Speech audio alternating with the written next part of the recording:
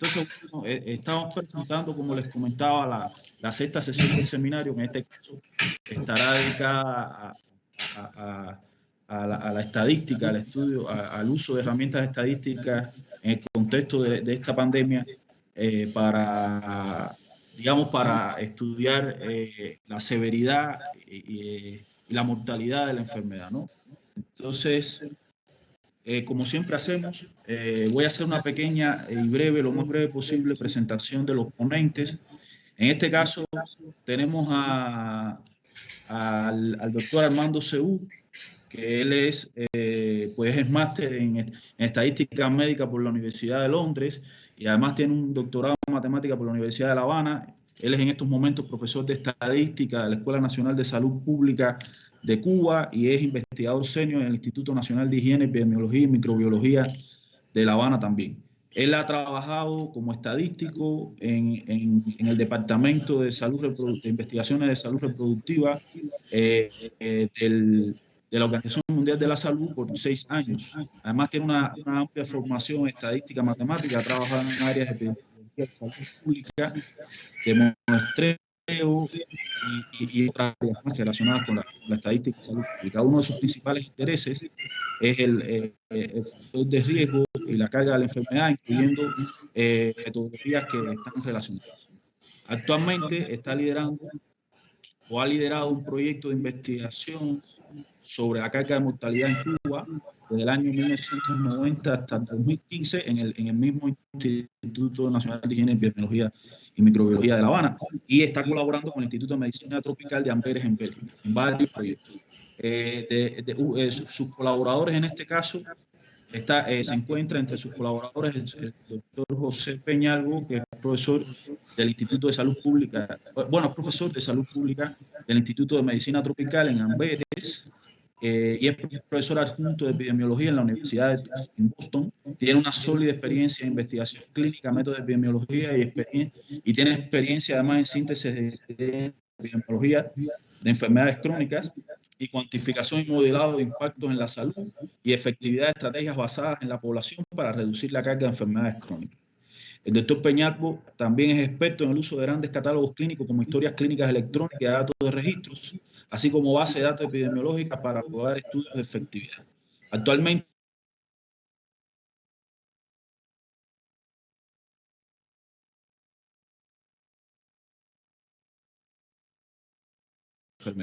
y que tiene como objetivo evaluar la influencia de las condiciones crónicas y los medicamentos en la gravedad de la enfermedad.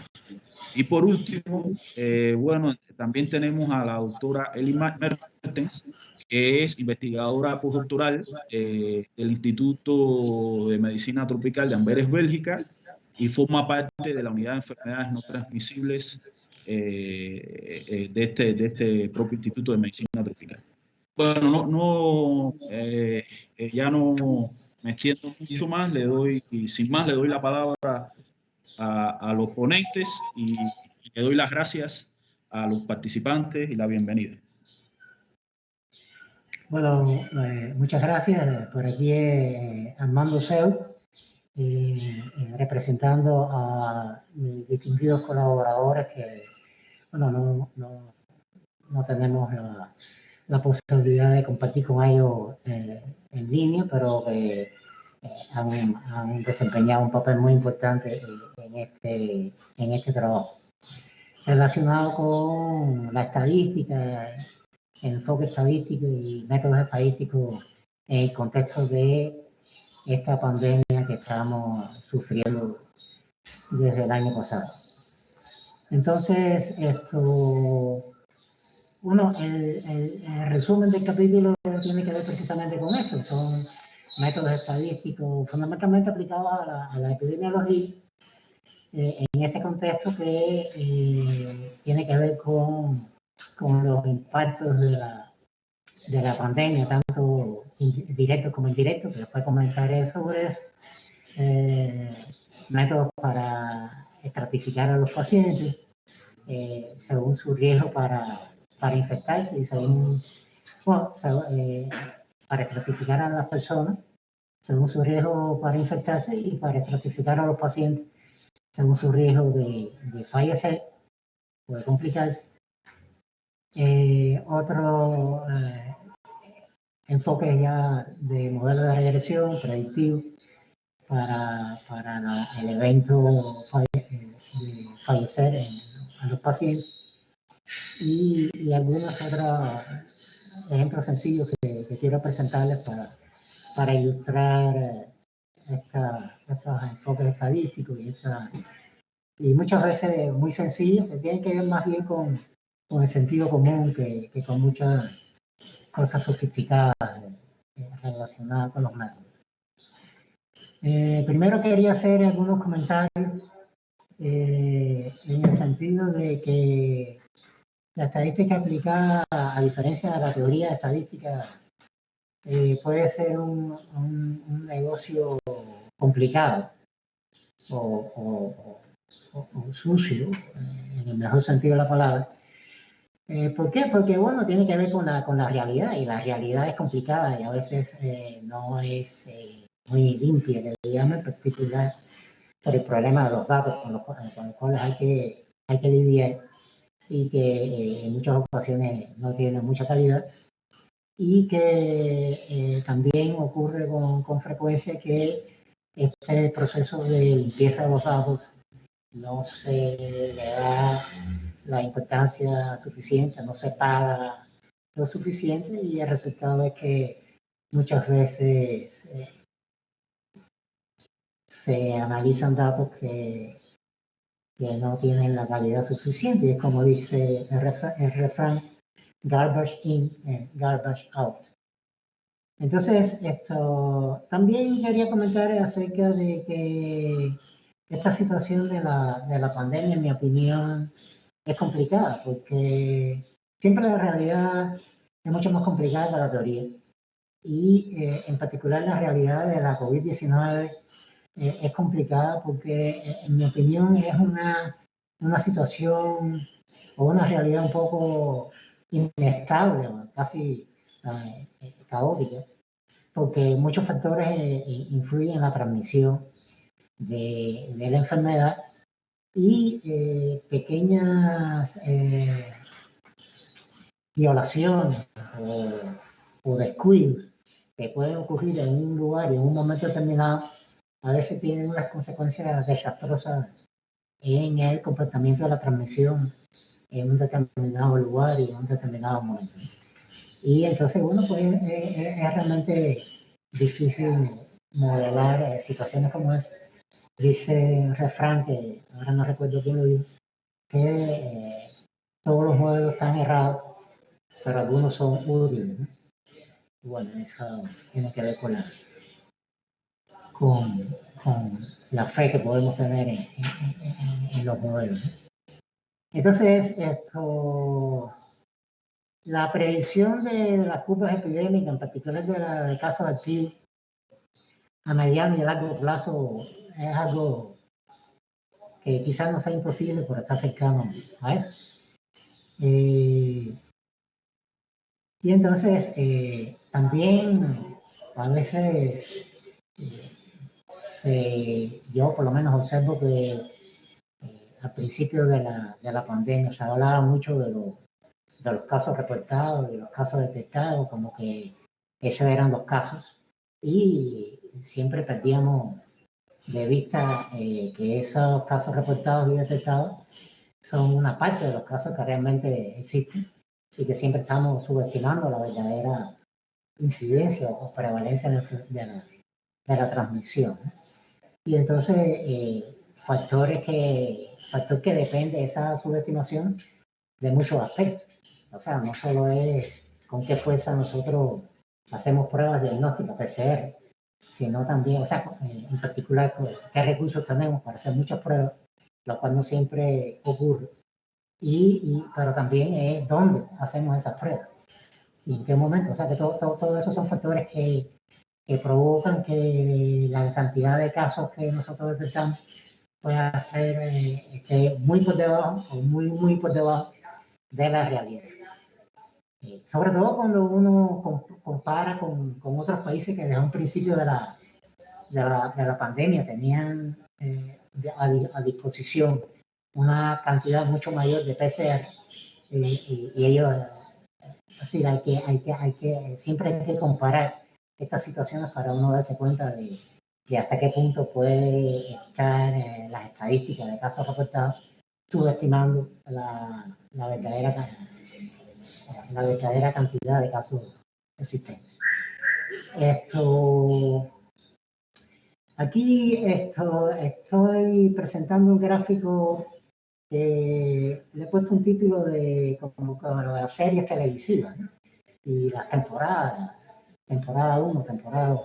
Bueno, esta temporada 1, en mi opinión, es lo que, de acuerdo a la revisión de las estadísticas y de lo que está ocurriendo en distintos países del mundo, las características de la transmisión del virus con un grado de asintomáticos muy grande, que sí, lo que se podía lograr con las medidas de control y de higiene y de distanciamiento físico es un aplanamiento de la curva. Entonces, bueno, aquí en este gráfico se observan los escenarios de qué pasaría con la curva de casos activos, digamos, cuando no hay medidas de protección o medidas de restricción de movimiento, etcétera, etcétera, en azul y en rojo ahí. Y eso es importante porque aplanar la curva, que es la curva azul que aparece ahí,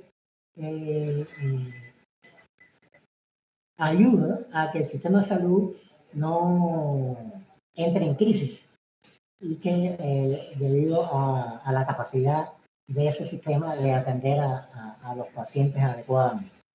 Y entonces, pero bueno, esencialmente, a menos de que haya una intervención divina, el área bajo la curva es la misma, así porque en la ausencia de vacunas, el número de susceptibles es constante en un escenario, en el otro, o en cualquiera escenario, y entonces, bueno, pues esa área bajo la curva es proporcional a la cantidad de susceptibles, y lo que se trata es de que no se produzca un pico muy grande y aplastar la curva. Eso es importante porque a veces en algunos lugares yo he podido ver curvas obtenidas mediante los modelos SIG, que por supuesto los modelos SIG no tienen la culpa, ¿no? La culpa la tenemos los que usamos esa herramienta o la otra herramienta, la que sea, ¿no? Donde los escenarios críticos, medios y favorables, en rojo, en verde y en azul, están todos encajados uno dentro de otro. Y entonces yo siempre me preguntaba, bueno, ¿cómo es posible epidemiológicamente construir estas curvas? ¿Cuáles son los supuestos en los modelos que me permiten a mí que reducir de una manera tan salvaje los susceptibles? Si no hay una vacuna en el horizonte, bueno, pues habría que hablar con el virus, a ver si uno lo convence de que se suicide o algo por el estilo para lograr curvas de este tipo, ¿no? Bueno, estas curvas más o menos son de principios de mayo, finales de abril. Entonces,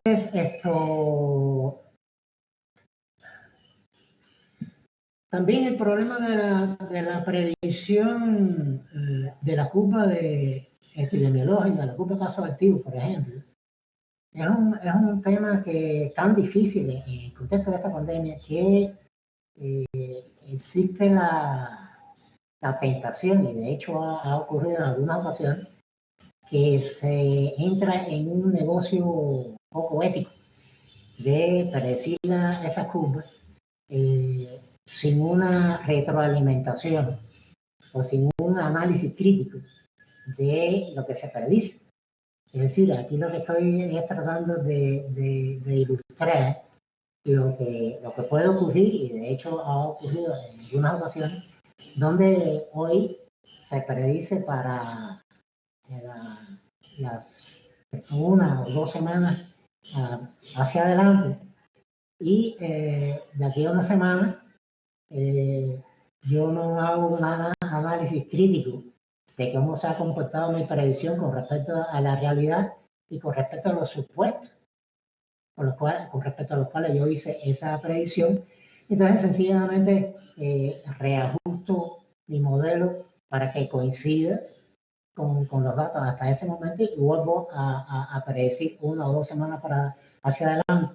O sea, es un modelo y es un modelador que en este caso no tiene muy poco espíritu crítico acerca de cuestionarse no solo el modelo, sino los supuestos que se están haciendo en el modelo, porque si no, entonces al final el modelo siempre está bien, la culpa la tiene la realidad, que no se ajustó a mi modelo, porque se hizo algo mejor o se hizo algo peor de lo que se tenía en el modelo. O sea, es como invertir la secuencia lógica de este fenómeno. También hay una situación interesante con respecto a la posibilidad, sobre todo a principios de la pandemia, cuando se tiene un optimismo demasiado elevado acerca de las posibilidades de parar o frenar en seco, o cuando se tenía ese optimismo, pues entonces eso podía llevar a introducir una serie de medidas regulatorias muy intensas y muy fuertes de cuarentena y toque de queda, etcétera, y bueno, eliminación de transporte, una serie de medidas que a nivel internacional se han estado manejando, que cuando eso se lleva al extremo, se puede llevar casi a cero la transmisión. Pero entonces, ¿cuál es el problema? Que esa situación, en primer lugar, tiene un costo económico importante, porque como a veces se dice vulgarmente, bueno, no nos vamos a morir de la COVID, pero nos vamos a morir de otras cosas. También está la situación de que estas medidas de confinamiento y restrictivas, cuando alcanzan un número y una fuerza muy elevada, no se pueden sostener en el tiempo. Y también existe el problema de ciencia, que hasta cierto punto es de ciencias sociales, no tiene mucho que ver directamente con la matemática, aunque quizás sí, de que cuando usted hunde una pelota llena de aire en una piscina, mientras más usted la hunde, la posibilidad de que al menor descuido esa pelota se le escape de las manos, y entonces mientras más usted hunde esa pelota, en el sentido de más y más fuertes medidas de control y de restricción, pues entonces más alto va a saltar esa pelota por encima del agua como rebote a tanto que usted la presionó hacia el fondo de esa piscina. Entonces, y en definitiva, al final de la historia, usted lo que logra es cerca de un frenado de la transmisión, a costa de que poco después lo que va a tener es un rebrote salvaje, posiblemente, de la enfermedad, porque entonces es como que cuando usted trate de abrir un poco las compuertas, no va a poder controlar, porque, por ejemplo, si las personas estuvieron en cuarentena o en confinamiento, mientras más tiempo estén las personas en esa situación, pues a menor apertura de eso, pues es como las aguas de una compuerta en una represa, eso se va a descontrolar de una manera complicada. Aquí estoy poniendo una foto que bueno, yo, como dice el refrán, uno presume de lo que carece. Yo no tengo ninguna presencia mediática. Pero bueno, esto es con respecto a una entrevista que nos hicieron a nuestro grupo por Cuba Debate, donde se veía ya en abril y en mayo, a partir de lo que estaba sucediendo en otros países, porque aquí en Cuba, por ejemplo, el primer caso se detectó el 12 de marzo, lo cual por supuesto no quiere decir que antes no había. O sea, la primera vez que se detectó fue el 11 o 12 de marzo, y el comportamiento de la epidemia en muchos lugares, con recursos, con poblaciones relativamente disciplinadas, se veía que era algo que no se podía frenar, que no se podía parar. Y entonces, bueno, pues esto, en nuestra opinión, y en particular en mi opinión, no quedaba, o sea, lo más probable es que nosotros tuviéramos aquí en este país, en nuestro país, en Cuba y como en muchos otros lugares, una endemia que, porque en realidad los datos estaban demostrando las características del virus que se transmitía por aire, tierra, el mar, etcétera, etcétera, que no se podía parar. Lo que más podía aspirarse era, y estaba claro eso desde el principio del año pasado, es que lo que se podía era reducir la velocidad de su transmisión, pero pararlo en seco, eso era un sueño de una noche de verano. Y entonces, bueno, pues yo creo que bueno, en esta entrevista fue una de las primeras ocasiones donde se habló en nuestro país, en los medios, de una endemia. Y yo creo que eso es importante porque es que ya después se tomó conciencia de eso y había que adoptar el enfoque de aprender a convivir con esta enfermedad que por desgracia va a acompañarnos durante un tiempo prolongado.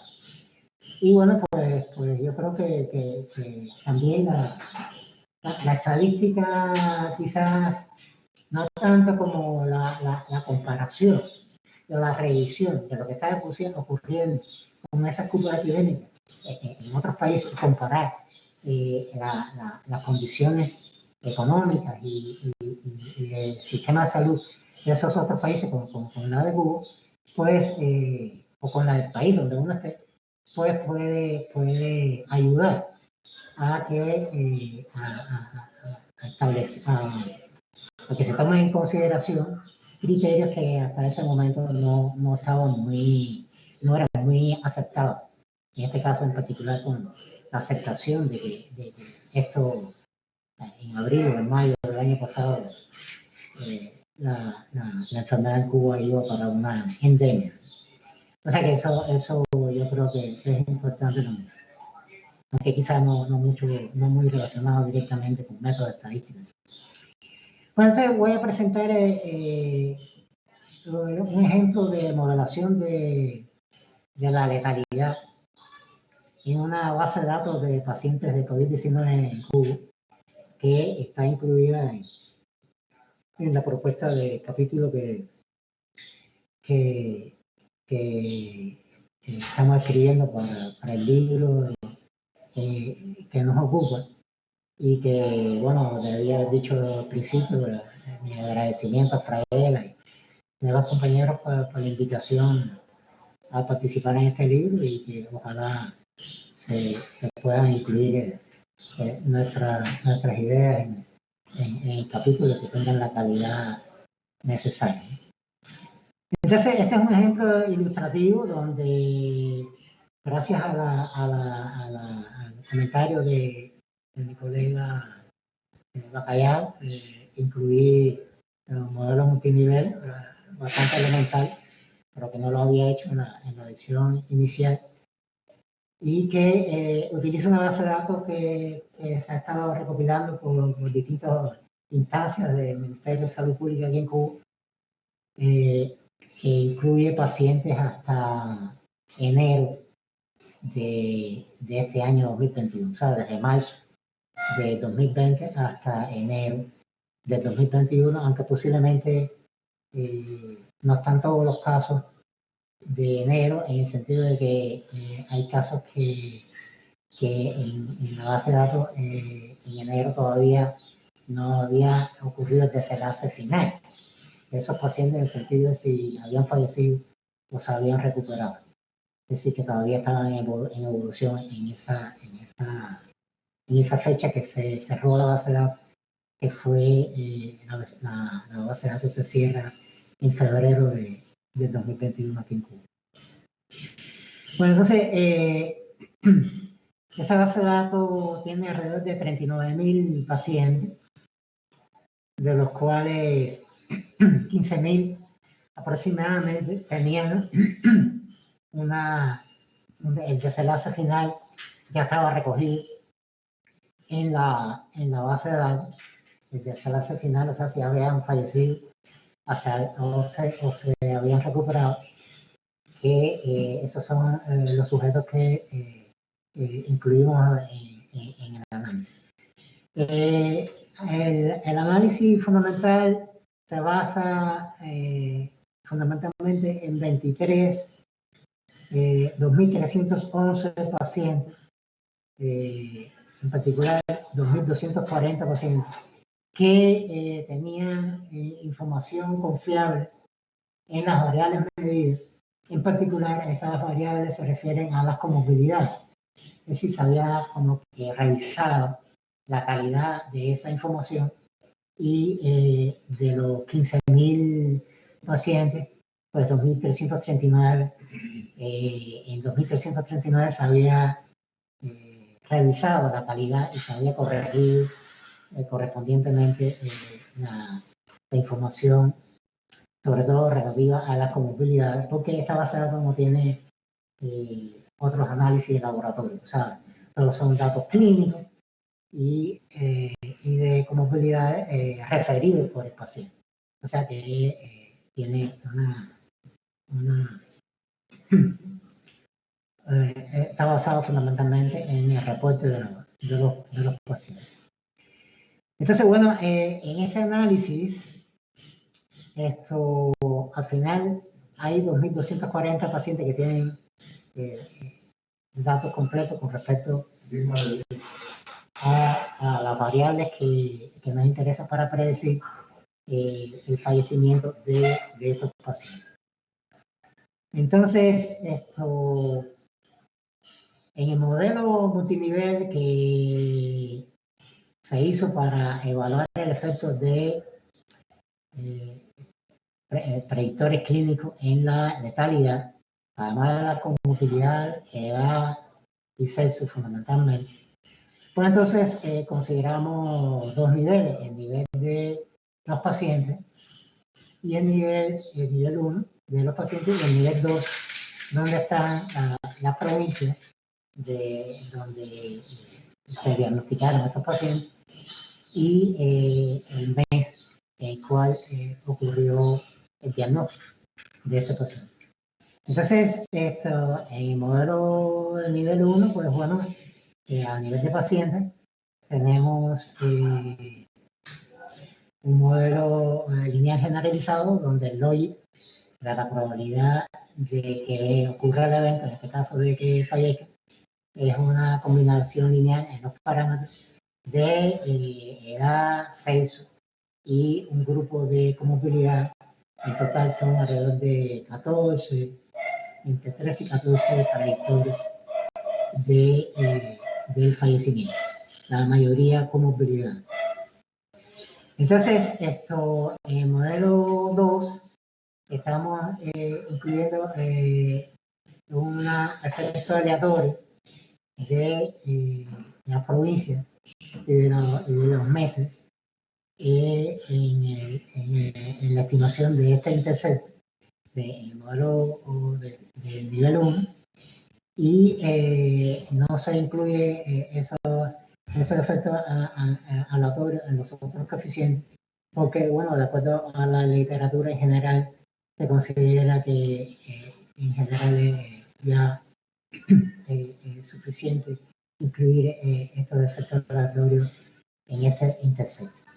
Esto es interesante observar que en este nivel 2 las provincias a las cuales pertenecen los pacientes y los meses en los cuales se diagnostican los pacientes son efectos que están los dos al mismo nivel, el nivel 2, y que son efectos que están en este caso cruzados.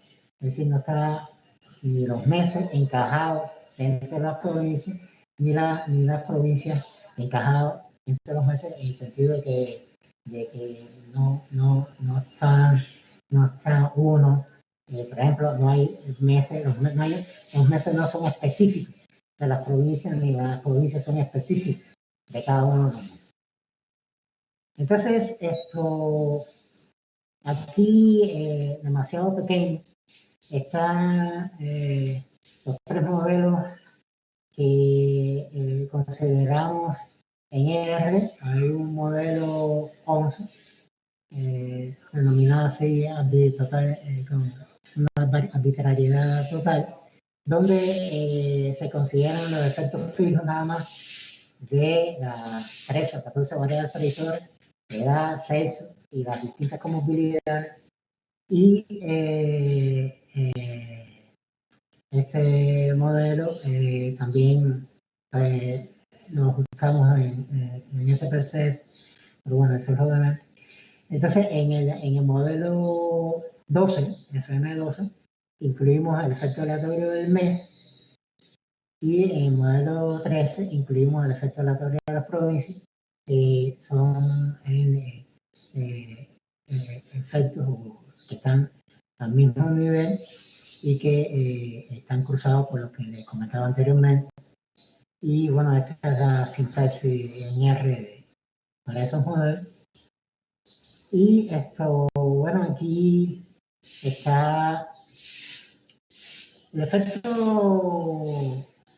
modelo multinivel. Una de las cosas importantes es que hay dos cosas importantes que, en mi opinión, tienen los modelos multinivel o mixtos. A veces son mixtos y no tienen nivel precisamente.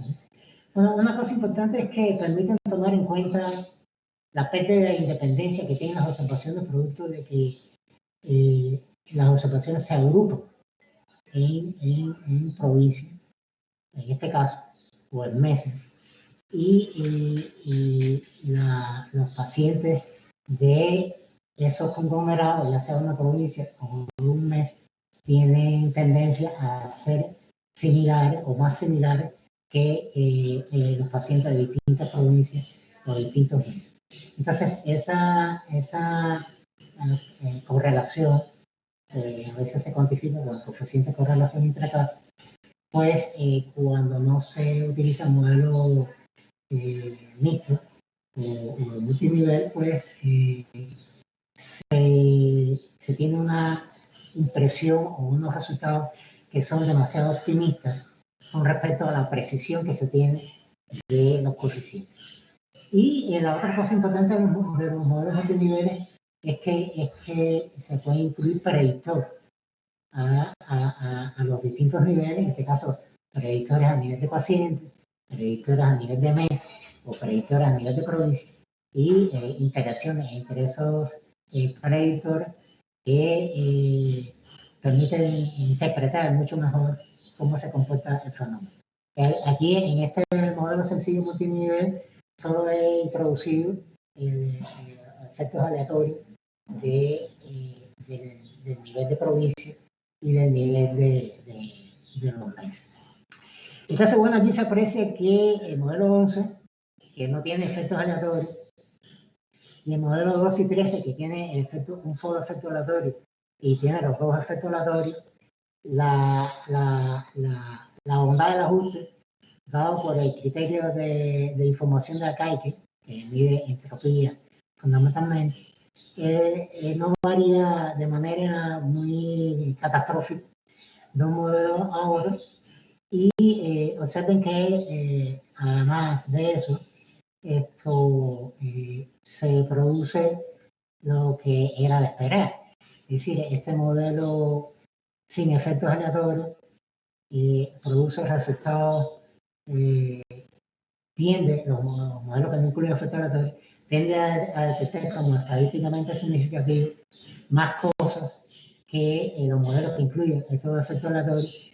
Aquí, en este caso, he incluido tres cifras decimales nada más, pero aquí este número de estrellas en la última columna de los modelos indica que distintas fronteras.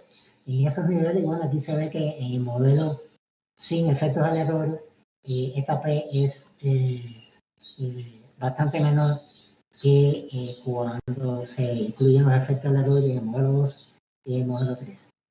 Aunque en general no hay grandes variaciones en este modelo, de todas maneras, por un problema de principio, el modelo 3 es el modelo adecuado, tomando en cuenta para tomar en cuenta el efecto de conglomerado que tienen los faraones y los meses, y en la pérdida de independencia que tienen las observaciones en los pacientes debido a ese efecto de Plotz. Entonces, aquí hay un resumen de los efectos para el modelo 13 final, por llamarlo de alguna manera, donde aquí podemos observar que lo que tiene mayor efecto en la probabilidad de fallecer es la edad, donde la edad se categorizó en tres niveles: menos de 34, 35, 64 y 65 y más.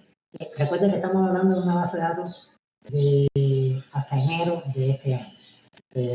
Este virus tiene, como todos los virus inteligentes, se va adaptando a las circunstancias para sobrevivir y por lo menos en nuestro país estamos observando muestras de edades más jóvenes. Pero bueno, esto es válido aproximadamente hasta con los datos que tenemos en la mano hasta enero de este año 2021. Entonces, bueno, aquí se sepa que de manera importante la edad, es decir, tener 65 más, aumenta en cerca de 29 veces el riesgo de fallecer entre los pacientes con COVID. Tener 65 más años aumenta aproximadamente en 29 veces el riesgo de fallecer, con respecto a tener menos de 34 años. Lo otro importante aquí es la ANAC, la variable predictora ANAC, esta que no es una variable clínica, pero que la incluimos como predictor, que es el promedio de casos activos en el mes en el cual se diagnostica al paciente, lo cual en futuros análisis cercanos la podemos incluir como un predictor a nivel de municipio, que es lo que le corresponde, ¿no? Aquí no está incluida a nivel de municipio. Entonces, fíjense que estas categorías, esta variable que cuantifica el número que representa o que expresa el número de casos activos como promedio en el mes en el cual se diagnostica el paciente, tiene 6 categorías, de 0 a 199, de 200 a 399, etc. Y la última categoría de más de 1000 casos activos como promedio en el mes en el cual se diagnostica el paciente. Y cuando hay más de 1000 pacientes activos, bueno, en Cuba ahora en mayo y abril estamos teniendo casos activos ya hace varias semanas y varios meses, alrededor de 5.000, un poco más de 5.000 de casos activos. O sea que esto habría que reajustar, ¿no? Porque a principios de este año más de 1000 casos activos parecía como el tope, ¿no? Entonces, fíjense que hasta enero de 2021, cuando un paciente era diagnosticado en un mes, había más de 1000 casos activos con un promedio, pues entonces eso aumentaba en 30 veces el riesgo de fallecer con respecto a si el paciente era diagnosticado en un mes en el cual había menos de 200 pacientes activos como promedio.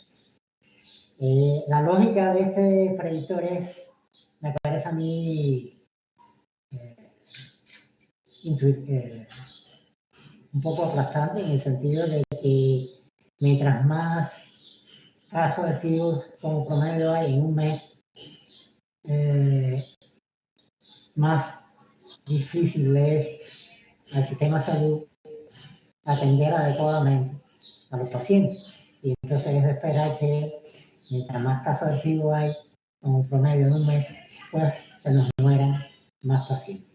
Por supuesto, esto cambia con el contexto, el país, el sistema de salud, etcétera, etcétera. Pero bueno, en esa época, más de 1000 parecía ser una cuota importante. Fíjense que para las otras categorías no hay un incremento importante en el riesgo de fallecer o en el odds ratio de fallecer con respecto a la categoría de referencia, que es de menos de 200 pacientes en el mes como promedio. Lo otro, con respecto a las comorbilidades, comentarles aquí la obesidad, la demencia y la enfermedad renal crónica, que tienen los riesgos relativos o los odds ratio más elevados. Aquí, por ejemplo, la obesidad cerca de 4 veces aumenta el riesgo de fallecer cuando se es obeso con respecto a cuando no es obeso. En el caso de enfermedad renal crónica, cerca de 3 veces, igual que en el caso de demencia. Lo cual, bueno, no tenemos una explicación importante o relevante acerca de por qué la demencia, obesidad y enfermedad renal crónica. Sí, otros trabajos aquí en el país y internacionalmente han reportado que son importantes. Y la hipertensión no nos da como que sea una comorbilidad que represente un riesgo importante para fallecer. Fíjense que el intervalo de confianza incluye el 1. Y esto, bueno, ya les digo, esto por supuesto tiene que ser como se hace en estadísticas comparativo.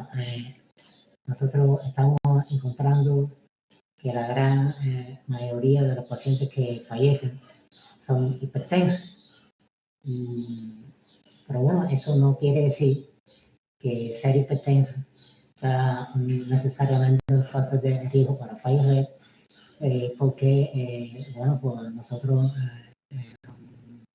una analogía un poco estúpida, pero bueno, podemos encontrar también que la gran mayoría de los pacientes, o la totalidad de los pacientes que fallecen, hacen algo como tomar agua o cualquier otra cosa, y eso no significa que sea un factor de riesgo para fallecer.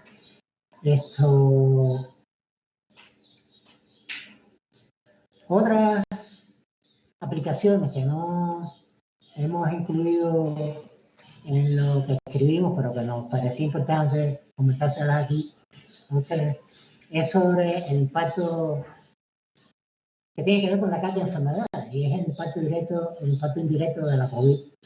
El impacto directo de la COVID, por supuesto, tiene que ver con la mortalidad y la morbilidad debido a la COVID, o sea, donde la causa básica de muerte sea la COVID, ¿no? Por supuesto, no es lo mismo morir con COVID que morir por COVID. Y bueno, pues eso, hay una métrica que se ha estado utilizando desde hace mucho tiempo, que es la carga de la enfermedad mediante años de vida perdido por mortalidad prematura y por vivir con una enfermedad o una discapacidad asociada a esa enfermedad que representa una calidad de vida subóptima, y esa es una manera de evaluar el impacto directo de la COVID. Y otro impacto indirecto que dentro de poco vamos a también a estimar, porque ya tenemos una base de datos preliminar de la mortalidad de Cuba en 2020, y entonces podemos comparar la mortalidad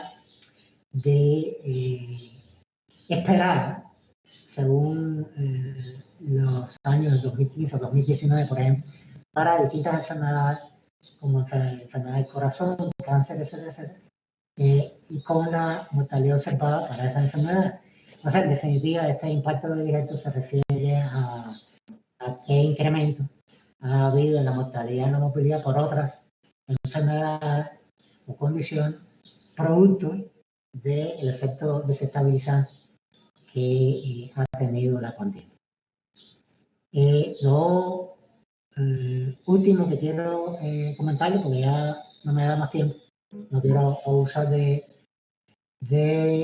cronograma, es que participamos en un metaanálisis sobre presencia y persistencia del virus en fluidos corporales en conjunto con, dirigida o coordinada en investigación por el Departamento de Salud Reproductiva de la OMS, donde sí, no estoy autorizado para compartir los resultados, por eso está en blanco los 2%. Pero bueno, una cosa es que se haya detectado presencia del virus y otra cosa es que se haya detectado persistencia a los 14 días de haberse hecho el diagnóstico. Y entonces, bueno, ahí observamos por los intervalos de confianza. Bueno, aquí la N indica cuántos estudios habían incorporado la saliva, cuántos semen, cuántos estudios habían incorporado secreciones vaginales y cuántos estudios habían incluido secreciones rectales. Y entonces, bueno, pues ahí se aprecia que la presencia del virus es bastante elevada en saliva, como era de esperar. Bueno, es una de las vías más importantes de transmisión, la gotícula o las partículas de saliva. Es muy poco frecuente en semen.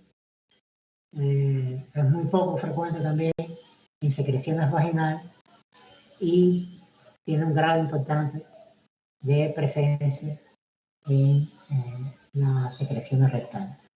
Esto, para la persistencia se tiene resultados similares y bueno, este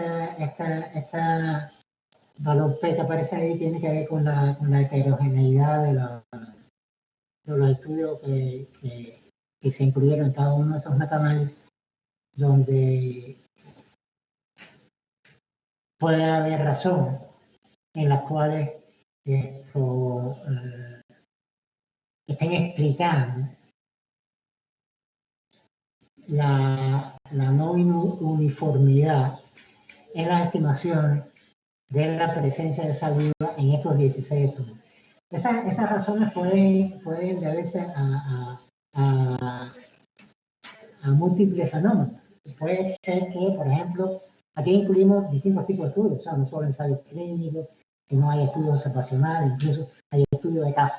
Entonces, en dependencia del tipo de estudio, pues puede ser que los estudios de determinada categoría, ensayos clínicos, la presencia tenga estimaciones mayores que las estimaciones de presencia en los estudios observacionales.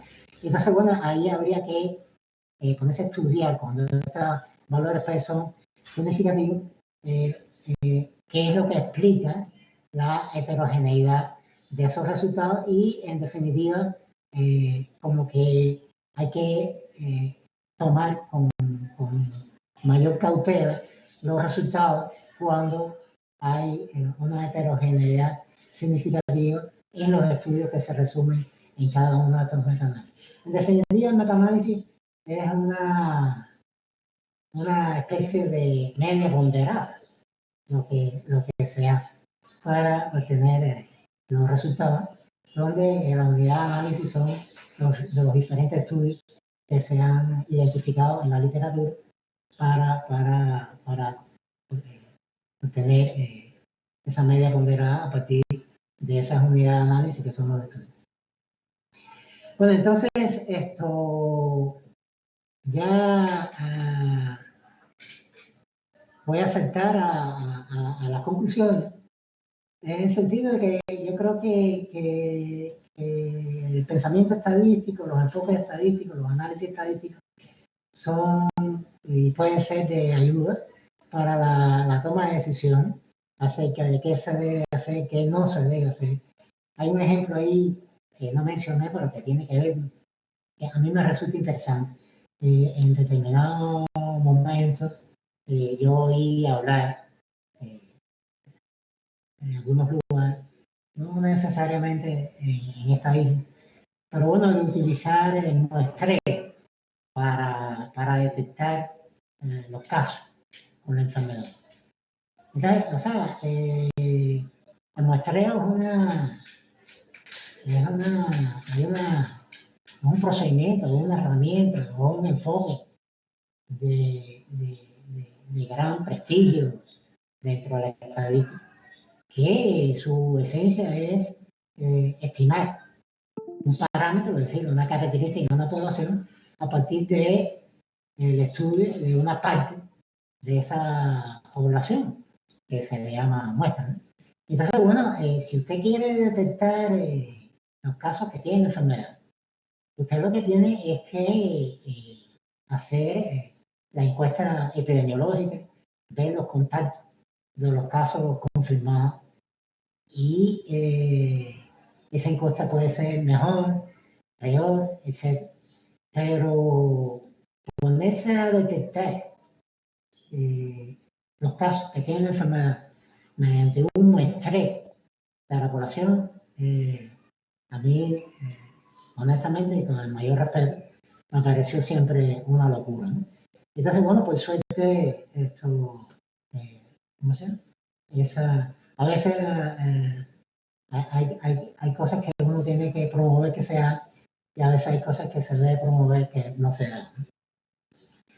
Y esto, bueno, y el otro comentario es que la pandemia genera una situación de emergencia que a veces pone cierta presión o limitaciones en el debate y eso provoca que ideas que no son las mejores salgan adelante, ¿no? Y también lo contrario, que ideas que pueden ser útiles no salgan adelante. Y entonces, bueno, pues, por supuesto, hay que mantener un balance entre la emergencia, que no hay duda que presiona mucho, y un necesario debate mínimo que hay que tener para que lo que se generalice no sea la paridad, ¿no? Bueno, muchas gracias. Esto es todo. Muchas gracias al doctor Armando Seu por su charla, por su conferencia. Pasamos a la sesión de las preguntas. Si hay alguien que tiene preguntas, adelante.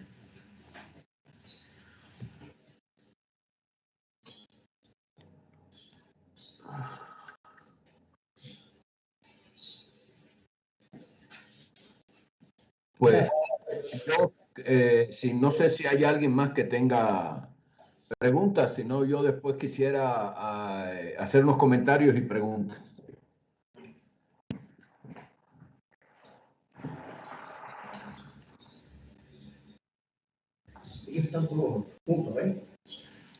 Adelante, Andrés, los comentarios y las preguntas. Ah, bueno, bien. Bueno, en primer lugar, yo quiero, bueno, primero saludar a todos los colegas que están allá, muy particularmente a Seúl y a Jorge, mandarles un abrazo a los dos. Yo quiero decir que el trabajo que han realizado ustedes en toda esta parte, en estos temas tan delicados del análisis de los datos, de todo lo que tiene que ver con las desigualdades sociales, todo eso es un tema de los más, para mí, interesantes y novedosos, digamos, del libro que estamos haciendo, igual que el de los compañeros que están metido en el estudio de los tratamientos y las vacunas y todo ese rollo. En primer lugar, son muy buenas, quiero decirte, Armando, que me gustaron mucho todas las conclusiones que sacaste al principio de una serie de problemas que planteaste, que para mí son muy importantes además porque todos estos problemas dan pie a formulaciones teóricas que tienen que ver con análisis matemático de problemas que algunos de ellos no han sido estudiados desde un punto de vista formal más serio que yo creo que deberían ser estudiados, y voy a decir cuáles. Por otra parte, me gustó mucho lo que dices en las conclusiones, que todo lo que se haga no es solo para decirle a los tomadores de decisiones lo que deben hacer, sino también lo que no deben hacer. Y eso es muy, muy importante, también otra cosa que me llamó mucho la atención. Entonces, yo quiero destacar 4 problemas que tú planteaste en un inicio que a mi forma de ver dan pie a formulaciones teóricas de problemas matemáticos muy interesantes. El primero de ellos es un problema que yo lo veo como un problema de sensibilidad de las soluciones de los modelos ante pequeños cambios de los parámetros. Esto tiene que ver con cosas de cómo aparecen las inestabilidades, de qué parámetros tienen valores de bifurcación, cosas de ese tipo, cosas que yo creo que no se han estudiado con todo el rigor necesario de cuándo pequeñas variaciones de ciertos parámetros pueden traer variaciones fundamentales en las curvas estas de incidencia de la enfermedad. El segundo problema importante que hablaste es la forma óptima en que se deben realizar las pruebas, por ejemplo, para poder dar realmente un estimado, para que se conviertan verdaderamente en un observador de la situación real que hay. Eso es un problema muy, muy serio, que yo creo que no es solo un problema de tipo estadístico, también es un problema que tiene que ver con control, con plantearse funcionales objetivos y ver de qué forma el tener esa información puede brindar información relevante para controlar el sistema completo en el sentido de disminuir. Y eso es un problema que hay toda una teoría desarrollada por Lyons que se llama teoría de observabilidad, que está muy relacionada con la teoría de control. O sea, uno no puede controlar un sistema si no lo sabe observar bien. ¿Cómo se llama?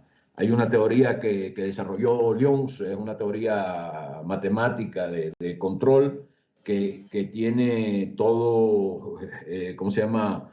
Un sistema de los que él le llama los vigilantes. O sea, cómo hay que vigilar el sistema para poder obtener la información buena. Ese es el segundo problema. El tercero es el problema de cómo controlar lo que todo el mundo quiere, lo que hablan aquí, por ejemplo, se habla mucho el subsecretario de Salud de que vamos a aplanar la curva y tal, y parece algo como de magia, así de brujería casi. Pero ¿cómo controlar la curva de casos activos teniendo en cuenta todos los factores secundarios? Eso es fundamental, como los efectos económicos adversos que puede tener ¿cómo se llama? El aislar a las personas, los efectos desde el punto de vista psicológico que esto conlleva, con las consecuencias que trae, como tú decías, los rebrotes que pueden ocurrir precisamente cuando la gente, después de estar mucho tiempo encerrada, sale a la calle, y eso se ha visto. Ese es otro problema muy importante que yo creo que es un problema fundamental y que se ha estudiado muy poco, muy, muy poco. Y el otro problema es el problema este famoso de la inmunidad de grupo, de lo que tú decías, que yo coincido con ello también, en que es muy difícil pues aplastar la pandemia. O sea, lo más lógico es que quede siempre un nivel endémico y que en ese nivel endémico nos vamos a estar moviendo, como pasa con el dengue, por ejemplo, que ha sido bastante controlado, como pasa con la malaria en muchos países, pero que el nivel endémico va a existir. Pero desde el punto de vista teórico sería interesante ver lo que verdaderamente sería la inmunidad de grupo, qué cantidad de gente tiene que estar inmunizada realmente para que sacar a esa gente del panorama y entonces que la cantidad de susceptibles sea lo suficientemente pequeña como para que se pueda aplastar completamente el contagio. Pero eso en el caso del COVID es extremadamente difícil, por eso plantea un problema matemático muy complejo, porque la gente que tú saques del panorama porque están inmunizadas, de todas maneras siguen transmitiendo, siguen siendo transmisores. O sea, la vacunación no inhibe de que la gente pueda transmitir, inhibe de enfermarse, de enfermarse en un estadio grave, pero no de transmitir. Entonces, ese problema es un problema verdaderamente complejo que no creo que tenga una solución muy sencilla y por eso yo coincido contigo en que va a haber durante muchísimo tiempo un régimen endémico de esta enfermedad y hay que estar preparado para eso, para que eso no desate brotes inesperados. Eso es lo que quería decir. Entonces, yo creo, ahora van también quiero decir que ¿cómo se llama? El metaanálisis este que se hace con respecto a la presencia y persistencia del virus en fluidos corporales es otra cosa, creo que es muy importante. ¿Cómo incorporar esto a los modelos? Pues no tengo la menor idea, pero es una cosa muy interesante del que ya se ha hablado, los chinos han hecho pruebas de estas cosas, etcétera. Entonces creo que ese es un tema muy interesante que hay que escarbar un poco más, como bien tú dices. Entonces ahí van las preguntas. Las conclusiones fundamentales que se sacan del trabajo, que son muy, muy importantes, son en términos de estratificación de la población. Estratificación en el sentido de medir los niveles de importancia de un conjunto de factores en la letalidad de las personas que se enferman. Bien, yo quería preguntarte si, y con eso, bueno, hay probabilidades de fallecimiento y tal, y en términos de esas probabilidades es que se mide la importancia o no de la edad, de tal. Por cierto, me llamó mucho la atención porque nunca lo había visto, la inclusión de la demencia como un factor de comorbilidad. Eso no lo había visto en ningún otro de las bases de datos que había tenido en cuenta. Entonces, las preguntas son estas, Seuk. Está muy bien esto del análisis y de la estratificación, pero dos cosas. ¿Han logrado ustedes hacer clústeres? Clúster en el sentido de no solo estratificar, sino decir, a ver, toda la gente porque eso sería fundamental para los modelos. Toda la gente que está en estos rangos de edad, que es independiente de que sea hombre o mujer y que puede tener tal comorbilidad o tal otra, todos ellos tienen un mismo nivel, un mismo rango pequeño de probabilidad de fallecimiento. ¿Es posible hacer eso? Esa es la pregunta. Y segundo, ¿es posible incluir en esos clústeres además los tratamientos?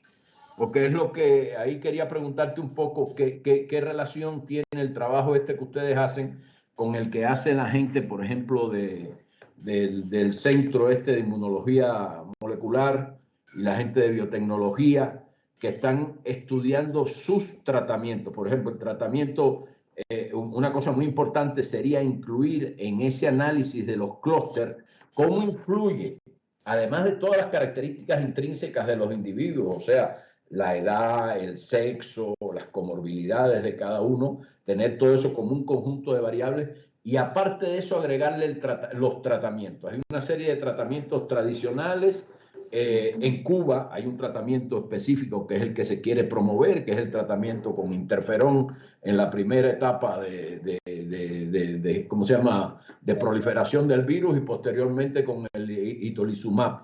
Entonces, y ya ese es el trabajo que están haciendo los compañeros de ahí de inmunología y biotecnología.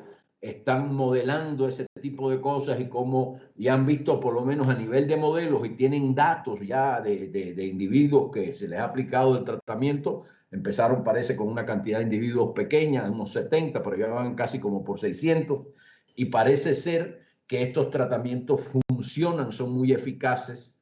Yo les pedí que por qué no hacen eso, viendo la eficacia relacionada con esto que por otra parte se hace de las comorbilidades, la edad, el sexo, etc.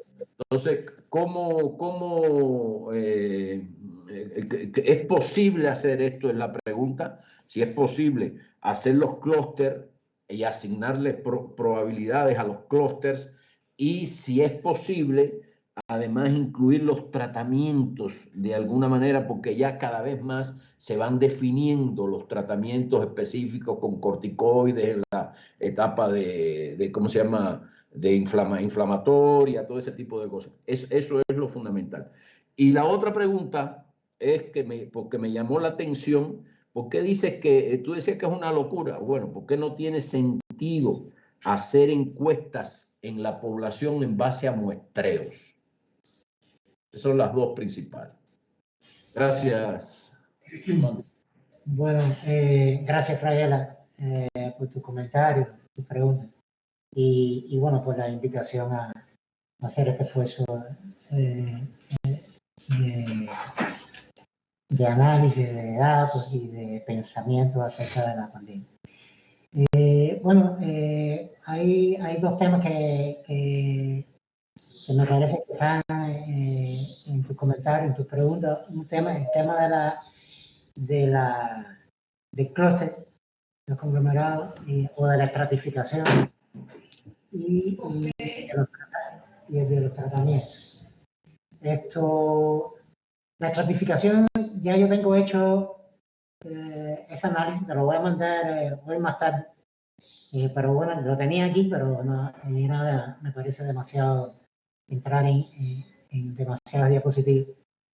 Esa estratificación ya la hice con esta base de datos. Es interesante porque, bueno, hice un clúster jerárquico usando dicotomicé todas las variables para simplificar la interpretación, porque después de que uno forma los clústeres hay que interpretar. Entonces, mientras más categorías tenga una variable, más difícil es interpretar esos clústeres y tratar de ponerle una etiqueta. Claro. O sea, por ejemplo, ¿cuál es el patrón de los pacientes que tienen un riesgo mayor de fallecer? Son los hombres de más de 65 años que tienen los ojos verdes, eso no está dentro, pero por decir un disparate, que son diabéticos y que al mismo tiempo tienen enfermedad renal crónica. Los pacientes con ese patrón son los que me identifica el clúster. Yo posteriormente calculo en cada una de esas cosas. A veces hay que tratar de desmembrar la muestra hasta un nivel de clúster elevado. Por ejemplo, aquí yo estoy andando más de 100 clústeres. Tengo que pedir porque hay clústeres que son muy duros de partir. Y a mí no me resuelve nada tener dos clústeres. Si la muestra es de 2.311 pacientes, tener un clúster donde están 2.310 y otro clúster donde hay un solo individuo. O sea, eso, ¿no? O sea, hay que partir el bloque ese de la muestra de una manera adecuada. Y bueno, entonces, ahí hemos detectado los 10 clústeres que tienen una letalidad mayor. Y Y esos son clústeres que tienen un determinado patrón según edad, sexo y estas 10 comorbilidades. Entonces, ahí está descrito cuál es el patrón o el estrato o el clúster que tiene esta característica y tiene la mayor letalidad. Por supuesto, a veces ese clúster, la muestra que estamos trabajando tiene 2.311. A veces ese clúster tiene 20 pacientes. Ahora, de que es el que tiene mayor letalidad, es el que tiene mayor letalidad. Después puede venir un segundo clúster que tiene menor letalidad, pero tiene 40 pacientes. Entonces es un balance porque el segundo clúster tiene menor letalidad, pero una reducción de la letalidad en ese segundo clúster tiene un mayor impacto porque hay más gente que se varía, porque es un clúster que tiene el doble de gente o más gente que el primer clúster. O sea, que hay que hacer un balance entre esas dos cosas. Eso está cuantificado y también está, tengo los clústeres de esos pacientes más grandes. Esos clústeres más grandes en el sentido de que tienen mayor tamaño. Tienen las N más grandes. Y esos son clústeres interesantes porque ayudan a estratificar el riesgo en la población general. Porque ahí yo puedo detectar que la mayoría de los pacientes que se enferman son hombres de más de 65 años que no tienen nada, no tienen ninguna comorbilidad. Entonces, bueno, aquí se está enfermando, aquí en Cuba. Nosotros hacemos hincapié en la prensa y en la televisión, se hace mucho hincapié en los casos que se infectan de niños o lactantes y algunos fallecidos que han habido en población infantil. Pero hasta enero de este año, en realidad, aquí en Cuba, yo no sé en México, la transmisión, por decir una palabra un poco más gráfica, la penetración del virus en los distintos grupos, según edad de sexo en Cuba, ha sido bastante pareja. ¿Qué quiero decir con esto? Que si los hombres entre 30 y 50 años en Cuba son un 20% de la población, dentro de los contagiados, los hombres entre 30 y 50 años son aproximadamente un 20% de los contagiados. Y eso se corresponde para sexo y edad, o sea, como que ha penetrado bastante parejamente en los distintos grupos según edad y sexo. Y eso incluso tomando en cuenta de que, por supuesto, por ejemplo, los niños hasta cierto punto se ponen más o se ponen menos, depende. Ahora eso es para el análisis, ¿no? Sí, pero te quiero decir, esto llama la atención que hasta cierto punto quizás pudiera decirse que el virus no tiene predilección por un determinado sexo o un determinado grupo de edad. Pudiera quizás decirse, porque ha avanzado bastante parejamente aquí en Cuba hasta enero. Sí, pero no es la letalidad. O sea, una cosa es... No es la letalidad, estoy hablando, o sea, la base de datos de contagiados. Sí, eso digo. En cuanto a la, ¿cómo se llama? La infestación, no sé, el contagio no tiene predilección, de alguna manera. Pero en cuanto a la letalidad, sí. Exacto, sí. Entonces eso está hecho, más tarde te lo envío, Fraela, me parece muy importante. Lo otro del tratamiento es muy importante. Lo que pasa es que, desgraciadamente, la base de datos con la que contamos no tiene detalles del tratamiento. Es decir, ahí lo que aparece es el paciente, qué protocolo de tratamiento ha recibido. Esos protocolos aparecen con un número, un código. Protocolo 1, que se aplicó en los primeros meses o primero o 2 meses de la epidemia aquí en Cuba. Después protocolo 2, que se puso después. Y entonces esto no está... Es decir, entonces cada uno de esos protocolos es un paquete de cosas. Tú no puedes diferenciar en esa base de datos qué es lo que puede estar propiciando un cambio en el protocolo. De todas maneras, yo hice el análisis por protocolo Ya te digo, cada protocolo es un paquete de cosas donde el protocolo 2 tiene algunas cosas comunes con el protocolo 1 y algunas cosas nuevas o diferentes, ¿no? Sí.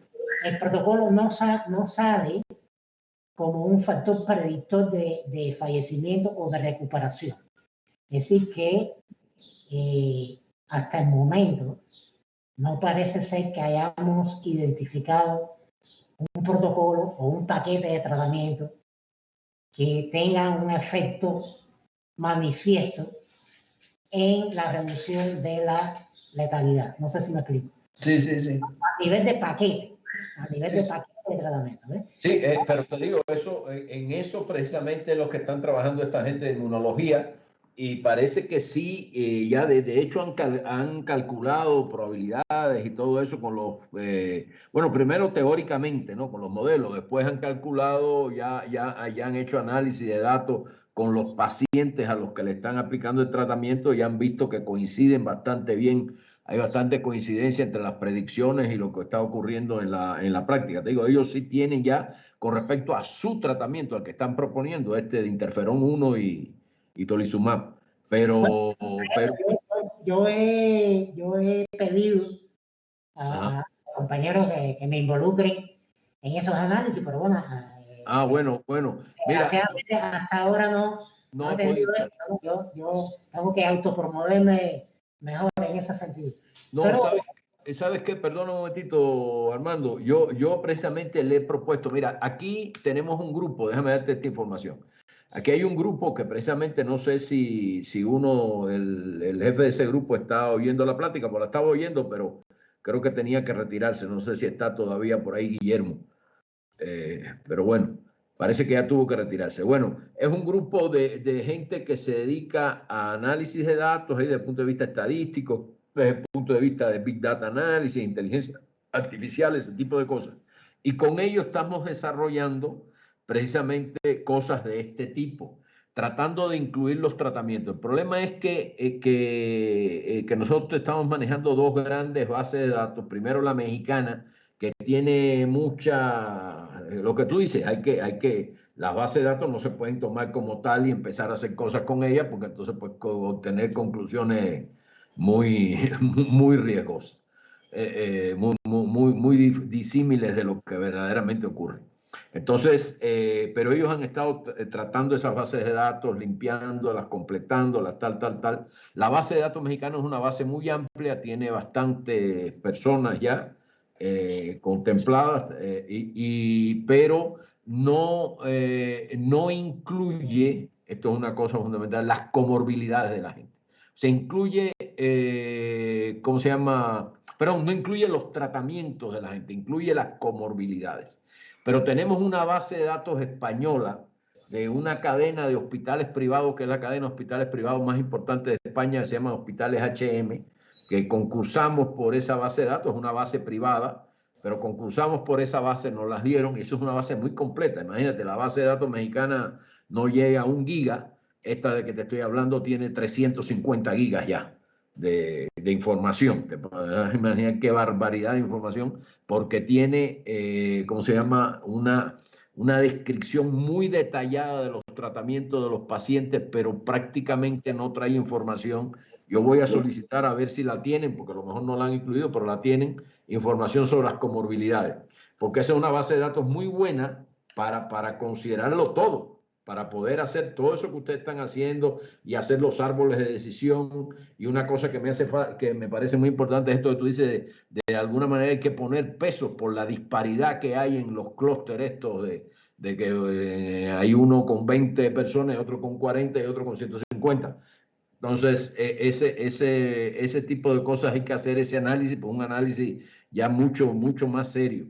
Lo que yo te quería proponer, que fue lo que le propuse a los de inmunología, ahí está Lisette, tú la conoces, ¿no? La hija de Carlos Sánchez, está Patricia también, que están haciendo toda la parte del análisis estadístico, se me hace, y están colaborando con la gente que hace los modelos matemáticos, como Karina, por ejemplo. Entonces, yo creo que sería muy bueno unificar esfuerzos de los dos grupos de ustedes con el grupo de nosotros acá, a ver si sacamos algo verdaderamente útil, verdaderamente útil, porque